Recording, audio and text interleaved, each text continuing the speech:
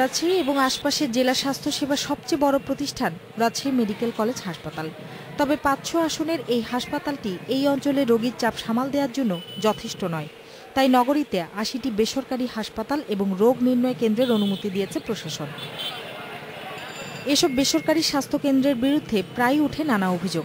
সাচিব নেতা শামিল উদ্দিন আহমেদ শিমুল এবং তার ৩ সহযোগীর বিরুদ্ধে ডলফিন ক্লিনিকে ৩০শে জানুয়ারি এক রোগী মৃত্যুর পর ভুল চিকিৎসার অভিযোগ তুলে মামলা করেন তার স্ত্রী। সেই মামলায় বৃহস্পতিবার শিমুলকে কারাগারে পাঠানোয় তুলকালাম কাণ্ড ঘটায় চিকিৎসকরা। গোটা জেলায় চিকিৎসা সেবা বন্ধ করে দেন তারা। বাংলাদেশে সবাই চায় ডাক্তারদের কাছে সুচিকিৎসা, এবং তারা সুচিকিৎসাতে ব্যর্থ হবে এবং তারা আন্দোলনে যাবে, এটা ঠিক না। একদিন ধর্মঘটের পর শুক্রবার চিকিৎসকরা রোববারের মধ্যে শিমুলের মুক্তির সময় বেঁধে দেন, নইলে এই অঞ্চলের পাশাপাশি সারা দেশেই কর্মসূচির হুমকি দেন। তাদের সময়সীমা পার হওয়ার আগেই জামিন পান শিমুল।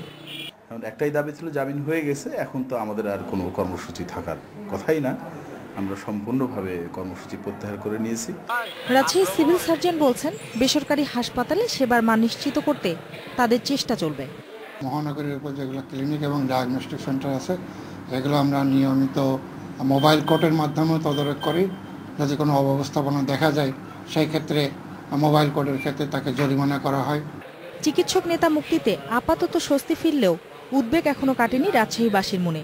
রোগীদের এভাবে জিম্মি করা কতটা শোভন, সে প্রশ্ন উঠেছে জোরে সোরে। Independent news.